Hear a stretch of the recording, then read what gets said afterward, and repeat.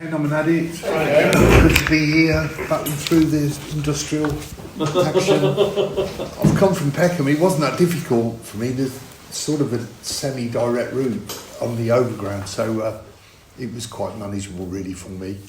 Thanks for being here. Thanks for coming.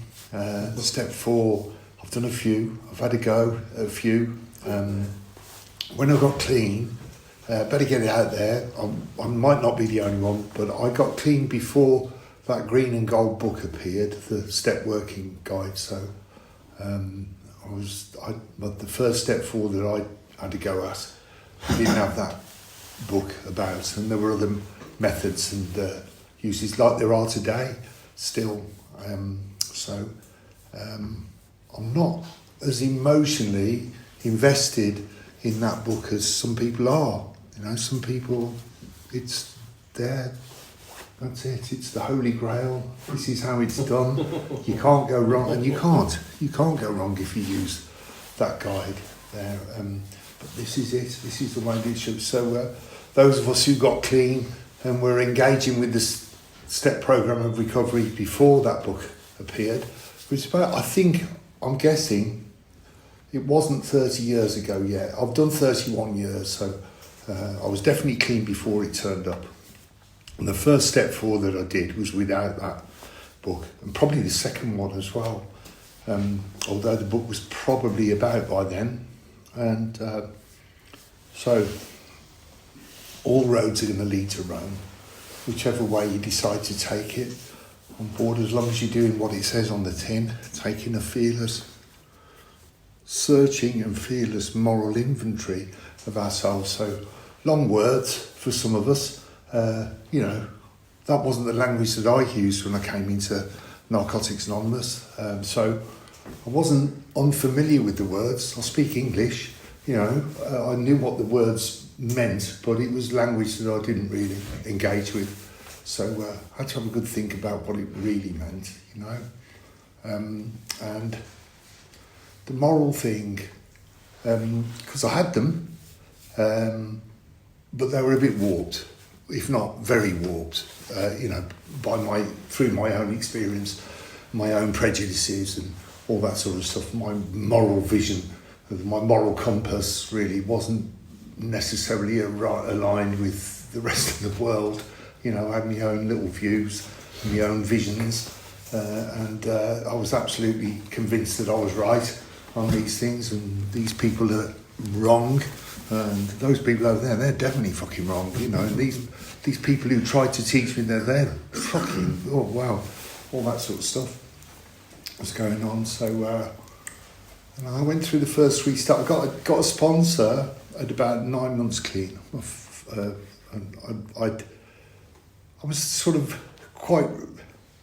I had a fair bit of resistance to recovery and any program of recovery when I first came in. It was enough for me just to get to a meeting and sit in a meeting and maybe try and learn to open my mouth and have a go at telling the truth about myself. That was a huge effort at first, so that was enough for me. And as I settled in, I finally got myself a sponsor and started to have a go at the steps. About 9 months clean, and began to chip away at that sort of stuff. So I guess, I don't know,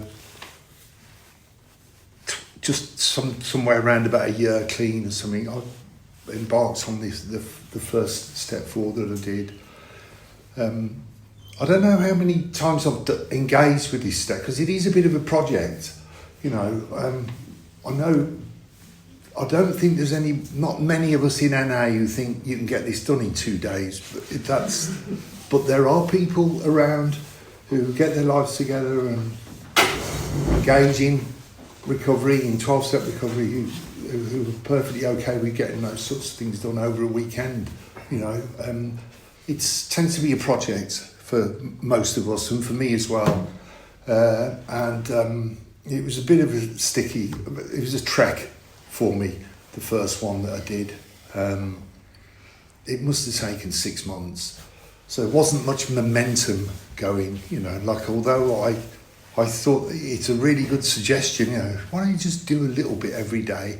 If you do a little bit every day and stay engaged and embrace the program and embrace that step and walk with it and learn to love it, what you're doing with it, all those good, healthy suggestions that we give out to people. Now, I knew that they would be good for me, but I just felt that I didn't have time or it was too much. And the real issue for me was, how honest have I got to be, and how thorough do I really have to be? And if I was to embark on that project, step 4 today, I would be 15 times more honest than the first one and 25 times more thorough.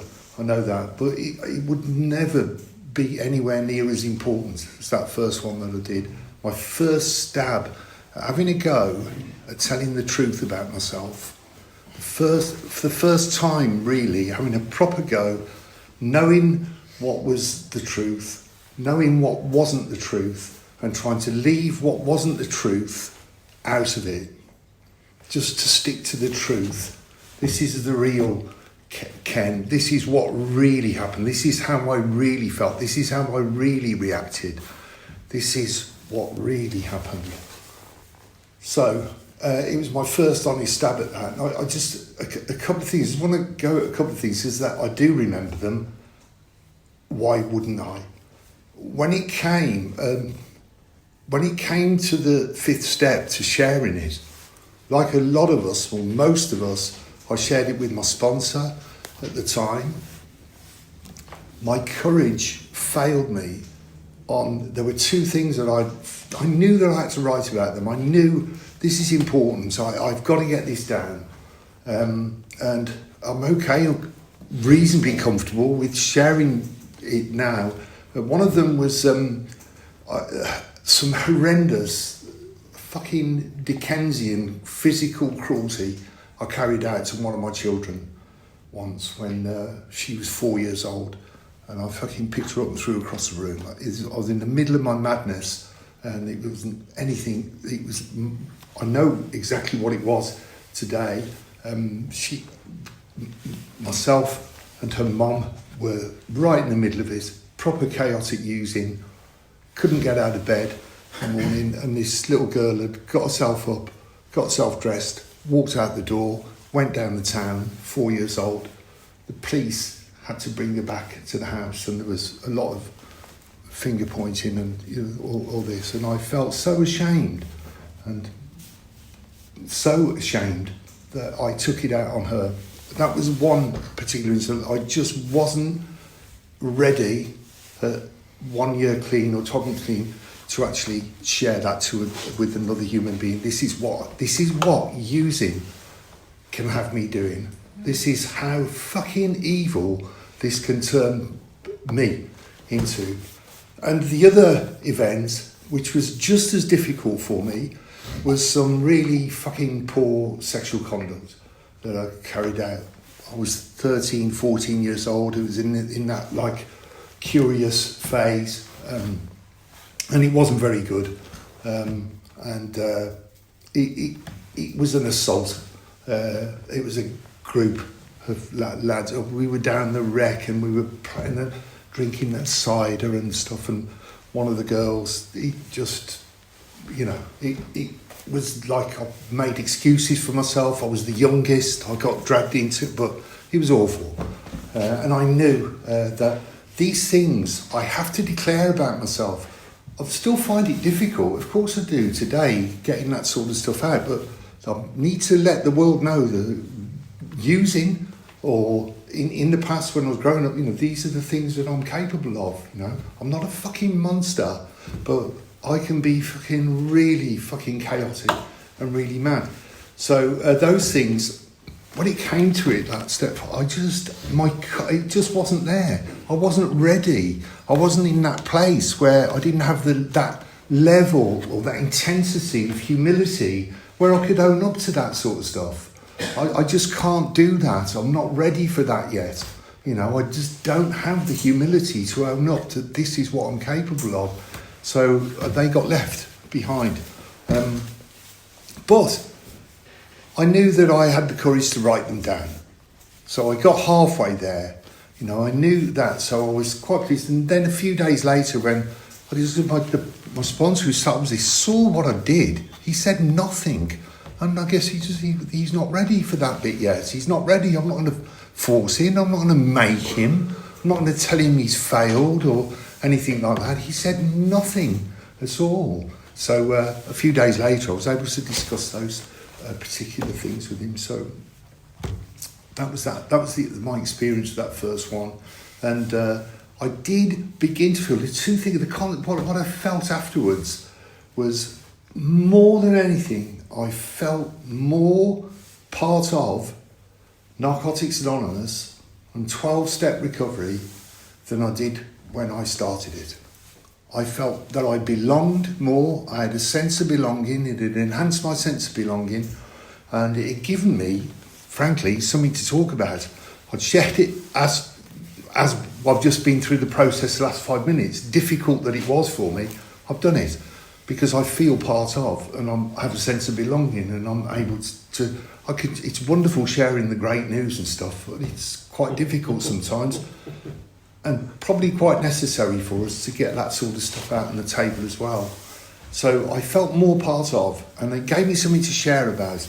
And my sponsor had at the time, he had a really great sense of humour. He said, "You are now qualified to go into an NA meeting and say, I can't see the point in doing a step 4. Because the only people who ever say that are the ones who have never done it, and they're not qualified to say it." And that was yeah, that made me feel that loosened it up a little bit. I was still thinking, oh God, I missed some stuff out there, you know. So that was good. On the whole, there's a couple of things I want to get to. I've had a go at this, I don't know, maybe 4 or 5 times. I see it as a project. If I do have a go at it, there's nothing that makes me think I want to do another one just now. I did one a couple of years ago, and try. There's no time limit. Take yourself, but for me, once I've started this, I see this is a commitment. It's a commitment. I'm going to have a go at a step 4. I'm going to start it, and I'm going to see if I can do a little bit every day. And the last couple of times that I've done them, I've got that discipline and application now in my life and in inside my character and personality that I can do that, and I can get them done. I could get a step 4 done in about 3 months, and I can walk with it, I can embrace it, and I can, as I say, be 15 times more honest and 25 times more thorough than I was at the beginning. So they're quite valuable, you know, and I can look out for some pattern. This is going on again. Look at this and this and this, and look, you're back there, and that shouldn't really be happening. That's really good, isn't it? That's fantastic. Look, you weren't able to do that or say that 2 years ago or 3 years ago. So that's the value for me of engaging with step 4. This is only me. If I do them, when I do them, I'm sure if I stick around, I'll be engaging with that step again in the near future. 3 months, 4 months. So that, for me, these sorts of things are about momentum. You know, keeping it going and being able to sit in a meeting. You know, it's a brilliant joke. But it is a joke. But that joke where they had those 2 addicts who sat in a coffee shop after a meeting, and one says to the other, "I'm doing my step 4 at the moment," and the other one says, "Neither am I."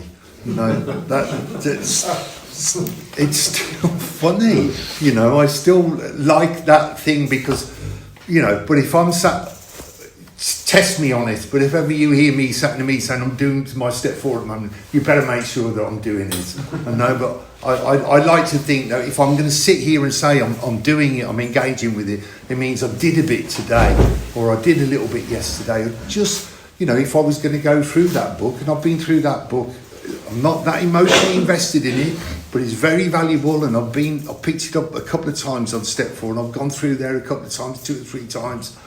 If I can do 1 question a day, I'm embracing it, and I'm walking with it, and it's going to get done. I'm going to get through it, and I'll get it done. So that's where I am with the process of getting them done. just very briefly, they're looking at the little bits, you know, the resentments, the resentments. There will always be resentment in my life. I will have it. I'm human. I come up short. I can't let people be who they are. I can on a good day, but there are so many bad days that times I just can't let people be who they are, and my resentment builds up, and you know I can knock those out. Who is the resentment? What does the resentment cause? What is it about me that triggered this resentment? Why? What is it about me that's making this resentment happen? Is there anything that I did to this? And you know, what is it about me that's keeping this resentment going? What is it about me? And those patterns that we can find more often than not with me, like a lot of people, you know, the number of times that I have written in that column of resentments, self-pity. If I had £1 for every time I've written that word down in a step 4 column, you know, that sort of stuff, pride, self-pity, intolerance, impatience, greed, all those sorts of things, you know. I'm able to crack on with that, and then there's the, you know, what am I frightened of? You know, what do I have guilt and shame around? All that sort of stuff. But, I have a 3 or 4 minute anecdote that I want to share to finish this off. We're never done with this sort of stuff. I will never stop learning, ever. And I'm going to tell you a little story what happened to me in the last 2 years, 18 months, 2 years ago. About 18 months ago, I had a message come on my Messenger app. Hi, Ken, it's me. I won't mention her name, but it's a girl, a daughter of an old friend, stroke girlfriend, back in the using days. It's me. I think that I saw you at Ruislip Station the other day, and I wanted to say hello, but I wasn't too sure. And it probably was me, because I was working there at the time, and I think that it was me. And how are you, etc., etc., etc. I hadn't thought about this girl, woman now, grown woman. Of course, this is 35 years later, grown woman now, and I hadn't given this woman a thought. I can't remember recalling anything about it, and then it all came back to me while I was engaging with these messages. This woman was a girl in a house that I used to frequent in Lisson Grove, that way, at the back of Marylebone Station, up there. So there's a bit of using activity going on there. I was still living in Peckham, but I was out using there. I was getting some, I was picking up scripts from St Mary's Hospital, and engaging with the people around there. And there was a using house in and around Lisson Grove, and I was in there. And the woman whose house it was, I had a little bit of thing going on with her. It was nice and comfortable for me. You know, every now and again we ended up in bed together, using drugs together, etc., etc. She had 2 girls in the house. One of them was this woman who contacted me, 13, 14, 15, 16 years old. This is towards the end of my using. Now, what was going on in that house at the time? There was sexual activity going on in that house, and there was a 13, 14, 15, 16, over those years. And I knew it. I knew that this was going on. And I said nothing. And I'll tell you why. Because I didn't want, for me, I knew that it was wrong. I absolutely knew that this was wrong. But I didn't want it upsetting or getting in the way of my fucking cosy using. I'll keep quiet. I'll say nothing. It's nothing to do with me. No one's going to know. No one's going to know. I've got a nice little arrangement here. There's a bit of money coming my way in that house. There's a bed. There's fucking drugs. There's all that sort of stuff. I can ignore all that while that's going on. And on that day, when we were exchanging those messages, it fucking just landed right in my lap. Not in any of those inventories that I took did that woman's name, that girl's name, ever appear. This girl did this. Neglect. And what I'd done, it wasn't so much what I'd done to my children that I wrote in my inventories, it's what I hadn't done. It was the neglect, the not bringing them up properly, the absent dad, the absence in recovery. And I'd done that to that girl as well. I'd let that girl's life unfold when I knew that I could have done something about it, but it was too inconvenient for me and my fucking using, and I did nothing. And I was fucking overwhelmed with it, and we got very quickly in touch. Let me come and see you. Let me go. Let's go. And we met over in Greenford, and it was just wonderful. And she brought one of her grandsons with her, and she'd on there, and it was just wonderful. And there was tears, and I was able to say to her, I don't know. I don't know what to say or anything like that. And this woman was able to say to me, she said, Ken, it's fine. It's just so lovely to see you. She said, I know that it was a very low bar, but you were one of the nice blokes in there, in that house. And that made me feel a little bit better, and we've hooked up. She's not in touch with her mom. It's all happy. But this thing about step 4 and moral inventories, life, there will be other things come back to me. I know that there will. Other things will come back. I will never stop learning. I'll never stop having the opportunity to say, yes, that was going on. I did nothing.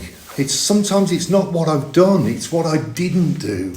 It's what I failed to do. And all because it would have got in the way of a nice little cosy recovery arrangement. I'm so grateful that she got in touch with me. I'm so grateful that I had the chance to do that step 9 stuff immediately with her, and so that was that. So the value of continuing to engage with step 4 and step 5 was laid quite clearly out in front of me about 18 months ago, a couple of years ago. So I feel like I've had the opportunity to be brutally honest. I hope it hasn't put you off, but that, if not here, where else is it going to go? I'm sharing it not to shock anybody or anything. I'm sharing it to help people that this is what we're dealing with. We've all got those fucking things locked away in the cupboard. Get them out there. Try and find someone you trust and just get it out there and fucking, make sure that you're not alone with it, and you can get yourself better or a little bit better. Thanks for letting me share. Thank you. Thanks. Good job.